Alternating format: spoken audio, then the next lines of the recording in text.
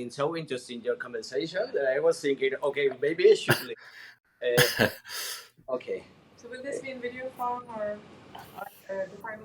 It's going to be in video form. Yes, right? sure. Yeah. Okay. So you watched it on a laptop. You didn't come to Yep. Toronto to watch it.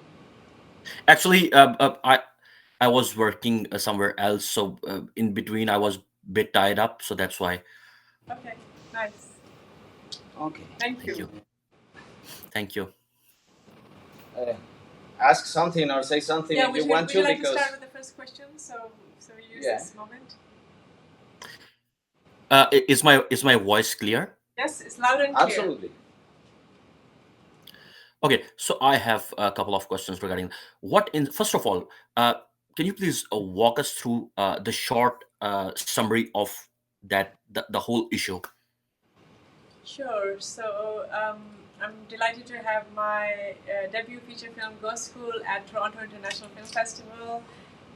Ghost School is about a young 10-year-old schoolgirl who discovers that her school is closed after the summer holidays, and she goes on a journey to ask different adults in the village why her school is closed.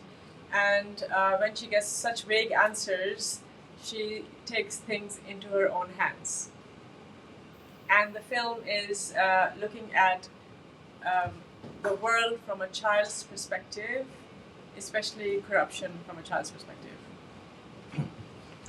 Well, I know that there are many systemic obstacles in between.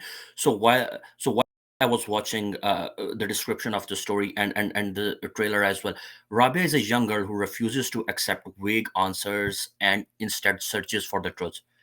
Do you see her as a symbol of resistance against both social superstition and systemic obstacles?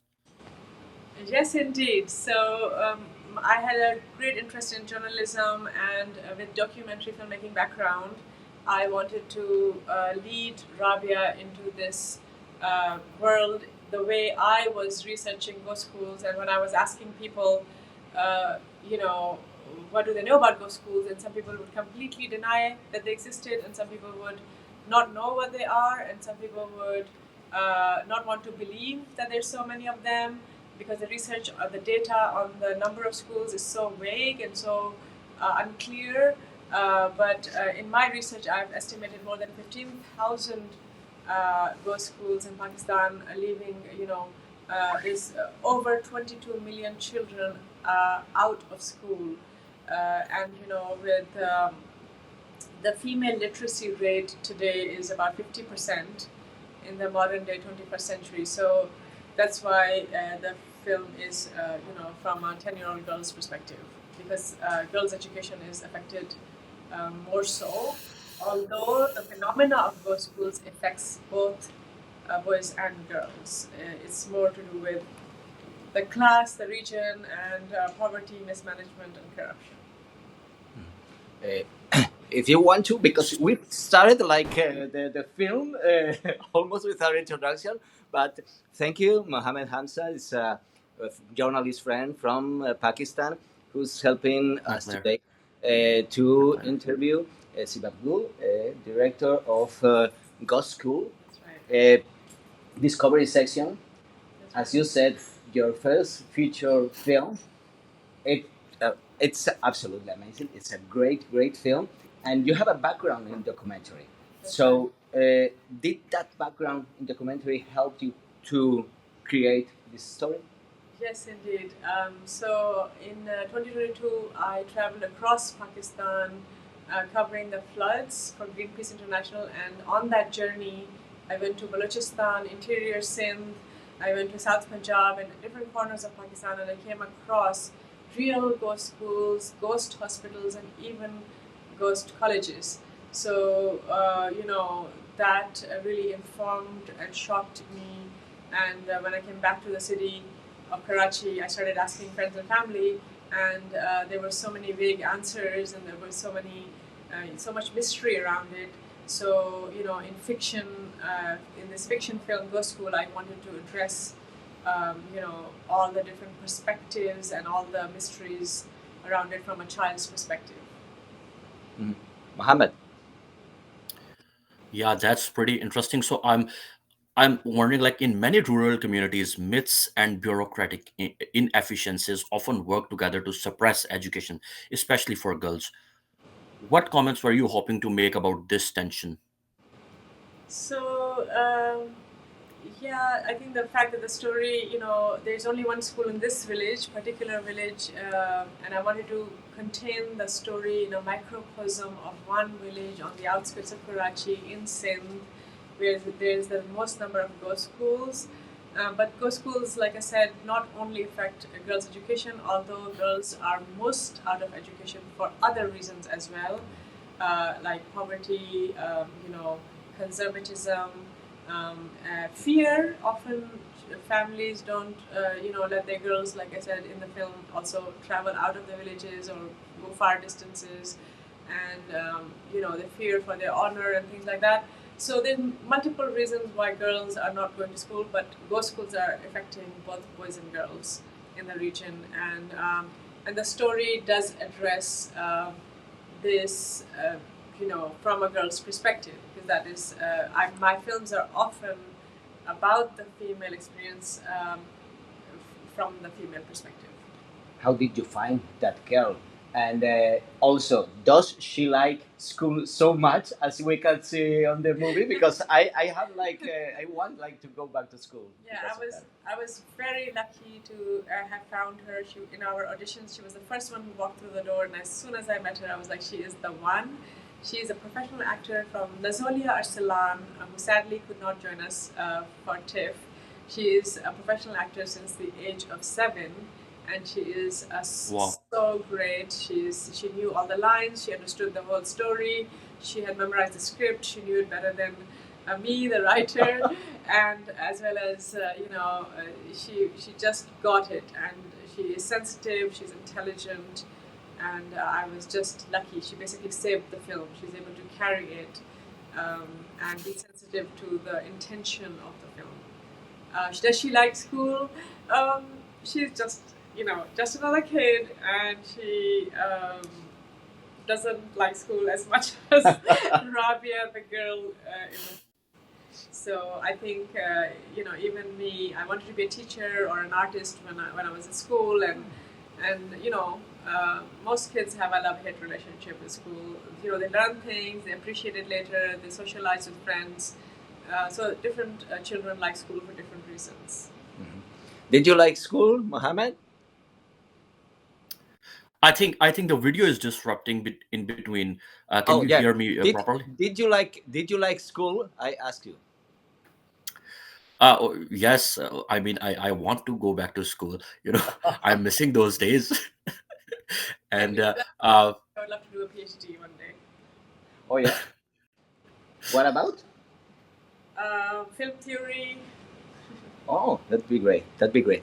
Yes, Mohammed. I just want to know that what is the reaction of the audience, like in Pakistan and here after? Did you get any feedback from the community? So the film won't be showing in Pakistan until maybe next year sometime. Hopefully, we're hoping to get a distribution. So in Pakistan, it was just the actors. There were a lot of actors. We had a cast and crew of 250 plus. So some of them had read the script. The actors had read just their scenes. So there was a little bit of questions and thoughts around that.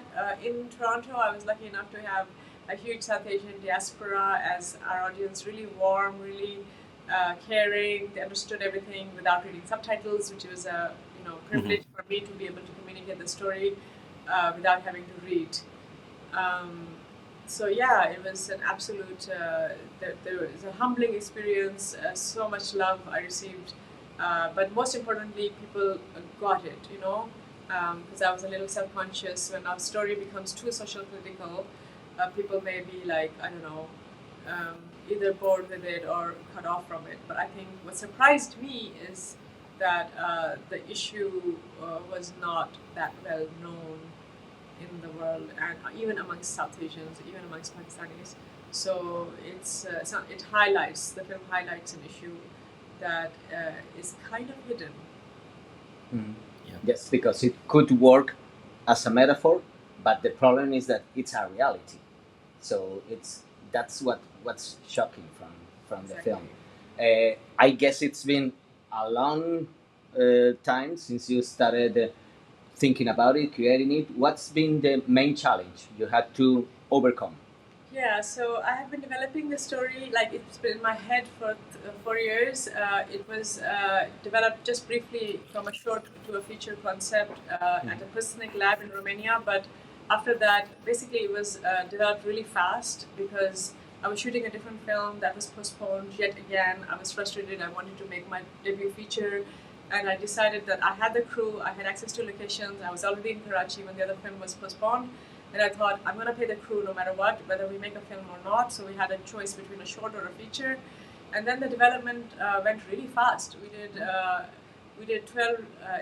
8 drafts in less than 12 weeks, and so the story from a documentary perspective, I had these ideas that maybe I just go to a village where schools are closed and I ask different people why the thing is closed, and everybody tells a different story.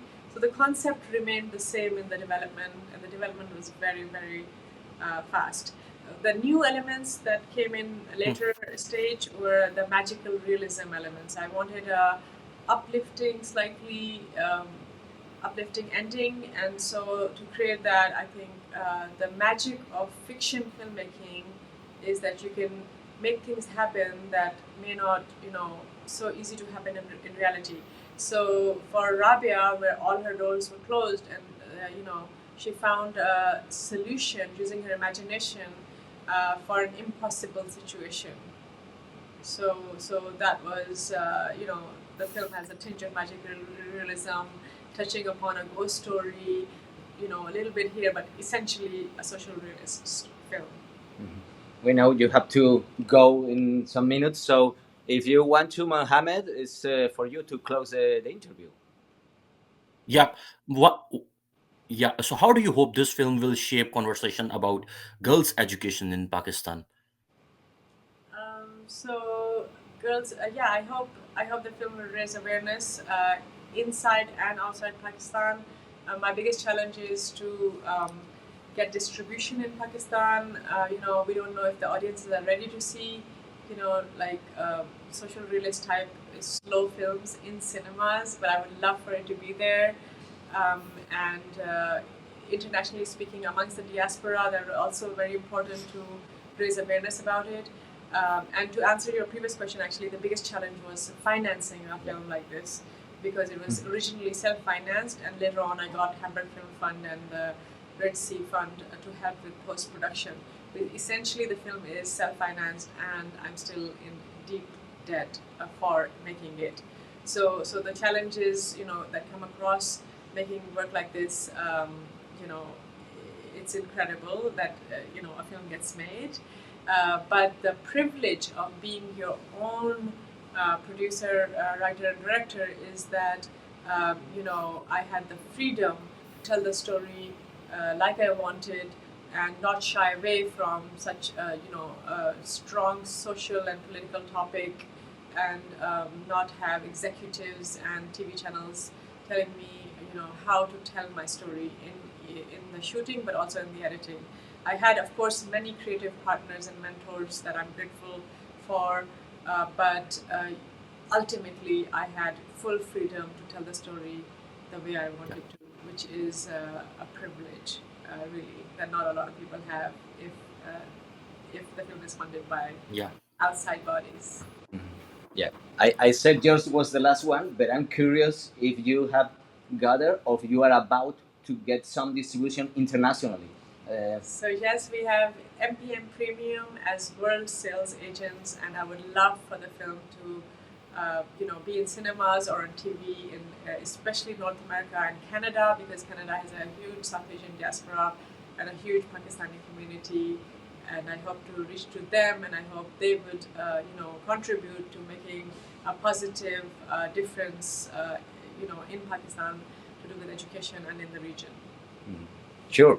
When it screens on Canada, we'll be there, right, Mohammed? Yeah, for sure, for sure. Absolutely.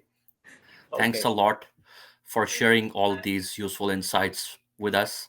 And we have the access to watch the film online as well. But yes, we will be there in cinema as well. Thank you very much. Thank you so much. Thank you. Take care. Thank you. Bye. Take care. Bye.